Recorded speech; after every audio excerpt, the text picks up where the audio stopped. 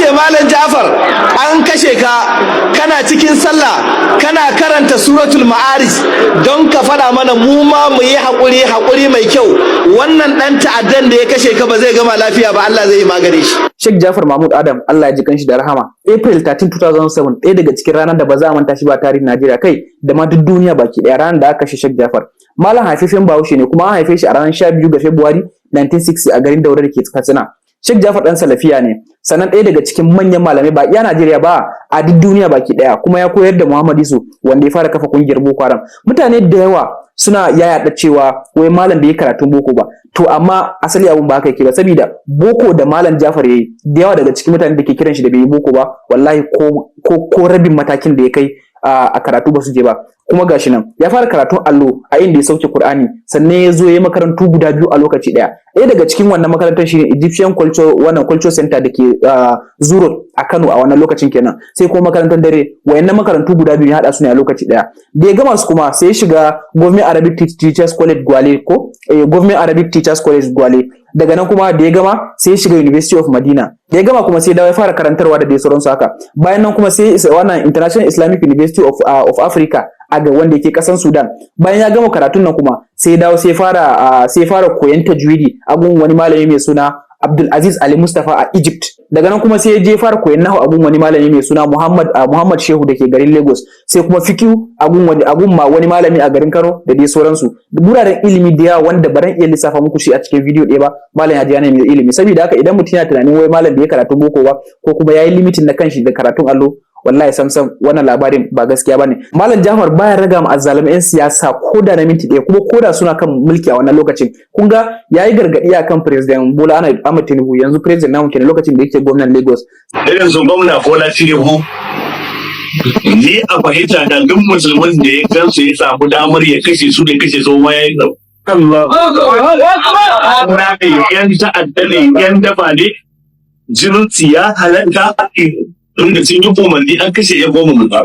Sannan hakan yasa ya samu sabani da gwamnan Kano a wannan lokacin Ibrahim Shekaru, wanda wasu ke alakanta mutuwar malam da shi. Ban sani ba kuma bazan iya bada shaida ba. So malam yana yawancin karatun azumin shi a garin Maiduguri. Duk da wannan lokacin ban san me duniya take ci ba, amma karatun malam Ja'far da nake gani a kaset ko kuma zuwa da muke masallacin Indimi muke kallon wa'azin shi, wallahi a duk Afirka ban taba ganin malami wanda yake magana cikin natsuwa ba kamar malam Ja'far. A ranar Juma'a kuma 13 April 2007 malam yana sallan shi a masallacin shi, sai wasu yan bindiga haka dan ce ko kuma wasu yan ta'adda tsinannu kafirai suka haura katanga sannan suka zo suka harbe sa.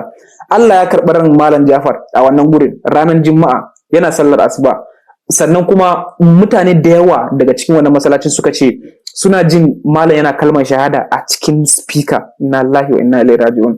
Allah ya ba mu malam muna kirta mu malam zato, kuma Allah ya ji kanshi da rahama. Kafin na ƙara samu ku wannan labarin, bari samu ku maganar Sheikh Kabiru Gombe akan mutuwar malam. Sheikh Ja'far Mahmud Adam Kano da Allah ya tashi karɓar rayuwarsa ranar Juma'a yana sallar asuba, yana cikin tsarki da alwala. A wannan rana, a wannan sallah ya karanta suratul Ma'arij, sa'ala sa'ilun bi azabin waqi'. Ya karanta wannan sura a raka'a ta farko, tun daga farkon surar ya karanta har zuwa ƙarshen wannan sura. Wani abin da zai baku mamaki, ita karan kanta surar kaman tana faɗa masa abin da zai same shi ne a wannan lokaci. Yace Malam Ja'far an kashe ka kana cikin sallah kana karanta suratul Ma'arij don ka faɗa mana mu ma mu yi haƙuri mai kyau, wannan ɗan ta'addan da ya kashe ka ba zai gama lafiya ba, Allah zai yi magani shi. Allah ka ji kai Sheikh Ja'far Mahmud Adam ka gafarta masa. Ya yi sujada farko ya dago, a daidai lokacin suka bude masa wuta, aka rinka zuba masa bullet. Malam da makirfon a makale a jikin rigarsa yana cewa la ilaha illallah inna lillahi wa inna ilaihi raji'un, la ilaha illallah muhammadur rasulullah inna lillahi wa inna ilaihi raji'un, la ilaha illallah.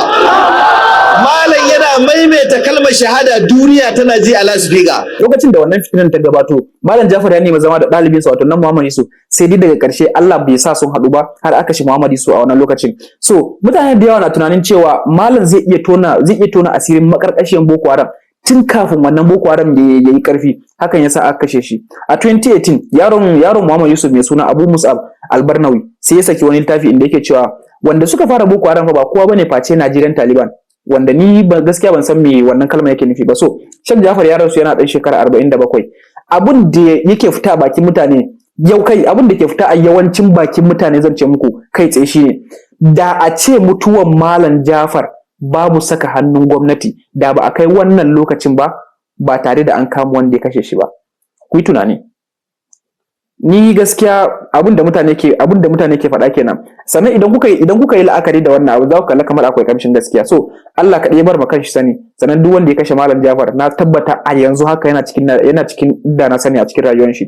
Ku duba da in kuka cire Malam Jafar, kuka cire Malam Albani, wanda zai fito kai tsaye yama gwamnati ca ya faɗa musu abin da suka yi ba daidai ba. Yanzu ku duba mana, ku duba malamai ko ku duba wasu ƴan gwagwarmaya. Zan ba ku labarin Malam Albani insha Allah a bidiyo na gaba. Ku duba yawancin malamai na yanzu babu wanda ke iya zuwa ya against na gwamnati kai tsaye.